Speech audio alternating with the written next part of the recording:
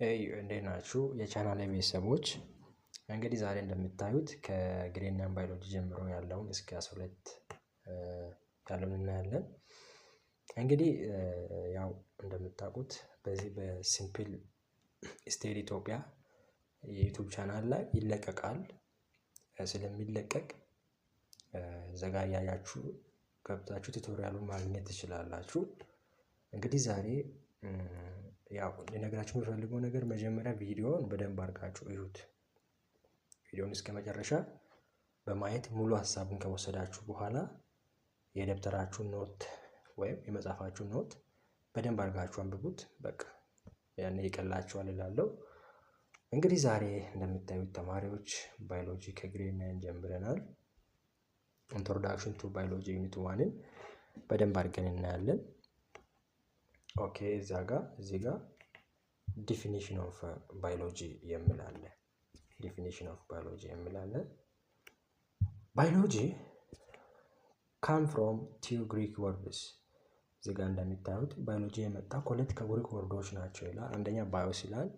ባዮስ ማለት ላይፍ ነው። ሎጎስ ሚንስ ደግሞ ስቴዲ ወይም ጥናት ነው። ስለዚህ ባዮሎጂ አንድ ላይ ምን ማለት ነው? ስለ ህይወት የሚያጠና ሳይንስ እንደማለት ነው። ስለ ህይወት የሚያጠና ሳይንስ እንደማለት ነው። እዚህ ጋር ምንድነው የሚለው? ባዮሎጂ ኢዝ the scientific study of life or living things። ባዮሎጂ ማለት ሳይንሳዊ የሆነ ጥናት ነው።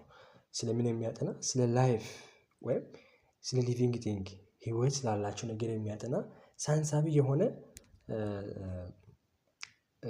ፊልድ ነው ራሱን የቻለ እና it seems very difficult to objectively define life in simple sentence። ምንድነው የሚለው እዚህ ጋር? ስለ ላይፍ ወይም ህይወት ስላላቸው ነገሮች በአንድ ቃል ብቻ መግለጽ አይቻልም። but we recognize life mainly by common characteristics shared by living system። እና አብዛኛውን ጊዜ ላይፍን በአንድ ቃል መግለጽ አይቻልም፣ ግን የጋራ የሆነ ካራክተሪስቲኮች አላቸው። እነዚህ ህይወት ያላቸው ነገሮች የጋራ የሆነ ነገር አላቸው። በዛ ላይ ተመስርተን ነው ዲፋይን የምናደርጋቸው ማለት ነው። ሊቪንግ ቲንግስ አር ኮምፖዝድ ኦፍ ዋን ኦር ሞር ሴል። ይሄ ኮመን ካራክተር የምንላቸው ለምሳሌ ህይወት ያላቸው ነገሮች ወይም ሊቪንግ ቲንጎች ከአንድና ከዛ በላይ በሆኑ ሴሎች ይሰራሉ።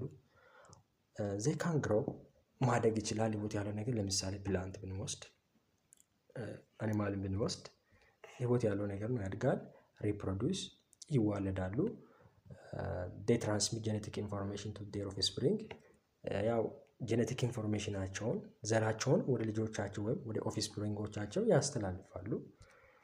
they need the energy to accomplish work። ስራ ለመስራት ኤነርጂ ይፈልጋሉ ወይም ፉድ ይበላሉ ማለት ነው። ባጭሩ እዚህ ጋር ኤነርጂ ያስፈልጋቸዋል ማለት ፉድ ያስፈልጋቸዋል ማለት ነው። they can maintain relatively constant internal condition ወይም ሆሚዮስታሲስ ይባላል። ይሄ ነገር ሆሚዮስታሲስ የሚባለውን ፕሮሰስ ያካሂዳሉ። እና እዚህ ጋር ሆሚዮስታሲስን በቀላሉ ለማስረዳት ምንድነው ሰውነታችን ውስጥ ያለውን ነገር ባላንስ የማድረግ ኮንስታንት የማድረግ ነው። ለምሳሌ ውሃ ስንጠጣ፣ በጣም በብዛት ውሃ ስንጠጣ ከውስጣችን ብዙ ውሃ በሽንት መልክ ይወገዳል አይደል? እንደዛውም ደግሞ በውስጣችን ውሃ ሲያጥር፣ ለምሳሌ ሲያልበን፣ በጣም ፀሐያማ ቦታ ላይ ከሆነ በጣም በብዙ ላይ በሚያልበን ጊዜ ውሃ ከውስጣችን ወጥቶ እንዳያልቅ ሆርሞኖችን በማመንጨት እና ውሃ ወጥቶ እንዳያልቅ ባላንስ ያደርጋል ማለት ነው። እንደዛውም ደግሞ አንዳንዴ ሲበርደን ብዙ ሂት እንዳይወጣ ከውስጣችን ያደርጋል። ይሄ ምንድነው? አኒማሎችም ጋር አለ፣ ሰው ብቻ ጋር አይደለም። ለምሳሌ አንዳንድ አኒማሎች ዝናብ ሲዘንብ ወይም ቅዝቃዜ ሲኖር መውጣት አይችሉም። እንደ እባብ ያሉ ቅዝቃዜ አይችሉም።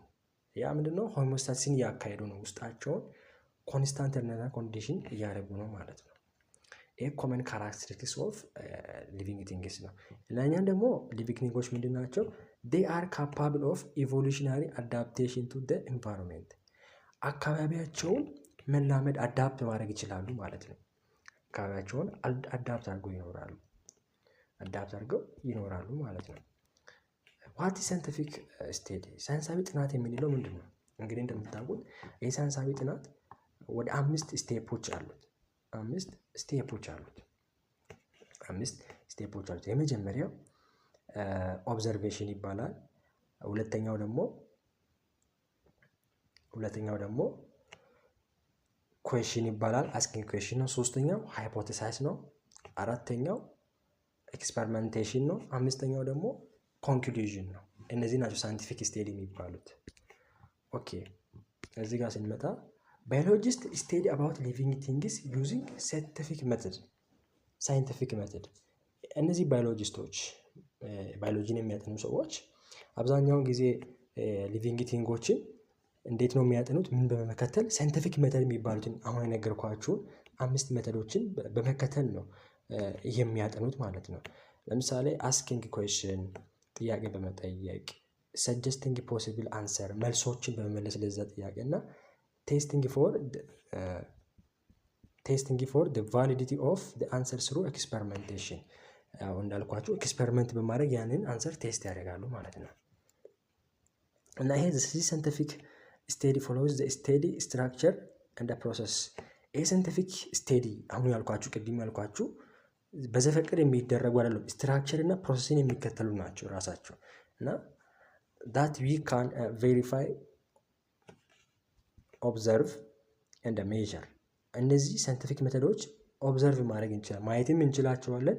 ያ ብቻ ሳይሆን ሜዥርም ማድረግ እንችላቸዋለን ማለት ነው። ሜዥር የሚደረጉ ናቸው። እንዴት? ዳይሬክትሊም ሊሆን ይችላል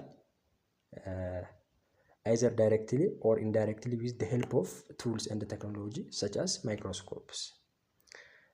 የተለያዩ አይነት ቱሎችን በመጠቀም በቀጥታም ይሁን በተዘዋዋሪ ይለካሉ። ለምሳሌ እንደ ማይክሮስኮፕ አይነት ያሉ ነገሮችን በመጠቀም ይለካሉ ማለት ነው። እና ሌላኛው ደግሞ ባዮሎጂ what relationship does have biology with other field of natural science? ባዮሎጂ ከሌሎች ናቹራል ሳይንሶች ጋር ያለው ቁርኝት ምንድን ነው? እና the study of biology is the point of merging information and the tools from all natural sciences። ይሄ የባዮሎጂ ጥናት ከሌሎች ሳይንሶች ጋር ኢንፎርሜሽን እና ቱሎችን መርጅ በማድረግ ነው የሚያጠናው። ማለትም ከሌሎች ከኬሚስትሪ፣ ከፊዚክስ፣ ከተለያዩ አይነቶች ሳይንሶች ጋር በመጣመር ይሰራል ማለት ነው። ለምሳሌ እዚህ ጋር ፎር ኤግዛምፕል ኢንፎርሜሽን አባውት ናቹራሊ ኦከሪንግ ኤሌመንትስ ኢን አወር ሊቪንግ ኦርጋኒዝም። ለምሳሌ በሊቪንግ ኦርጋኒዝሞች ውስጥ በተፈጥሮ የሚገኙ ኤሌመንቶች አሉ፣ በሰውነታችን ውስጥ የሚገኙ አሉ። ኬሚካል ቦንዶች ይገኛሉ በሰውነታችን ውስጥ፣ ሞለኪውሎች ይገኛሉ። ለምሳሌ እነዚህ ሞለኪውሎች የሚባሉት ፕሮቲኖች፣ ፋቶች የመሳሰሉት፣ ካርቦሃይድሬቶች የመሳሰሉት አሉና እነዚህ ነገሮች በሰውነታችን ውስጥ የሚገኙ ናቸው። አሲዶች፣ ቤዞች እንግዲህ እነዚህ ኬሚስትሪ የሚያጠናቸው ነገሮች ናቸው እና and other related things can be studied using the tools and the principles of chemistry። አያችሁ እነዚህ ነገሮች የሚያጠናው ኬሚስትሪ ሆኖ ሳለ ግን ሊቪንግ ቲንግ ውስጥ ብቻ ህይወት ባለው ነገር ስለተገኘ ከባዮሎጂ ጋር ተጣምሮ መስራት አለበት ማለት ነው። ሌላኛው ሶስተኛው ደግሞ other scientific concepts like conversion of radiant energy into organic molecule by photosynthesis is studied with the knowledge of chemistry and physics። እንግዲህ ይሄ እንደምታውቁት ኮንቨርዥን ኦፍ ራዲያንት ኤነርጂ ኢንቱ ኦርጋኒክ ሞለኪውል ማለት የፀሐይ ብርሃንን ወደ ምግብነት መቀየር። ይሄን የሚያደርጉት ፕላንቶች ናቸው። ሶ ይሄ ደግሞ በምንድን ነው የሚጠናው? አንዳንዴ የኬሚስትሪ እና የፊዚክስንም እውቀት የባዮሎጂንም እውቀት አንድ ላይ በማጣመር ነው የሚጠናው ማለት ነው። ኦኬ ይሄ ነው። ሶስተኛው ደግሞ ሁለተኛው why do we study biology? ባዮሎጂ ለምንድን ነው የምናጠናው? 1.2 ላይ ባዮሎጂ ለምንድን ነው የምናጠናው? እና human beings have an inborn curiosity እዚህ ጋር አትርሱ። natural world that leads them to study about living organism። ይሄ የሰው ልጅ በተፈጥሮ curiosity ነው ማለት ጉጉ ነው። ምንን ለማጥናት? about natural world ለማጥናት። ሶ ይሄ ጉጉቱ ወዴት ነው የመራው? lead them to study about living organism and their habit። አካባቢያቸውንና ሊቪንግ ኦርጋኒዝሙን እንዲያጠና አድርጎታል ማለት ነው። ይሄ ጉጉቱ ማለት ነው። እና studying biology helps to understand how living things work። ባዮሎጂ ማጥናት ለምን ይጠቅማል? አካባቢው እንዴት እንደሚሰራ፣ አካባቢው እንዴት ፋንክሽን እንደሚያደርግ how the function and interact with the environment። እነዚህ ሊቪንግ ቲንጎች ከአካባቢው ጋር እንዴት ኢንተራክት እንደሚያደርጉ ማለት እንዴት እንደሚግባቡ፣ እንዴት እንደሚኖሩ ነው የሚያጠናው። እና ባዮሎጂ ተችስ አወር ኤቭሪዴይ ላይፍ ኢን መኒ ዌይስ። ባዮሎጂ እያንዳንዱ ቀን ያለው ህይወታችን ይነካል። ለምሳሌ ፎር ኤግዛምፕል እናዛ ባዮሎጂ ሃቭ ዲስከቨርድ ድራግስ ዳት አር ዩዝድ ቱ ትሪት ዲፍረንት ሁማን ዲዚዝስ። ባዮሎጂ የተለያዩ አይነት ድራጎችን ወይም መድኃኒቶችን አግኝተዋል። ለምን? በሽታችንን የሚያክሙ። ስለዚህ ህይወታችን ይነካል ማለት ነው። በየቀኑ ባዮሎጂ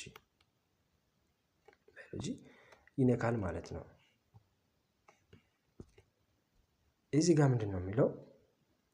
many biologists are working on the problem that critically affect our lives።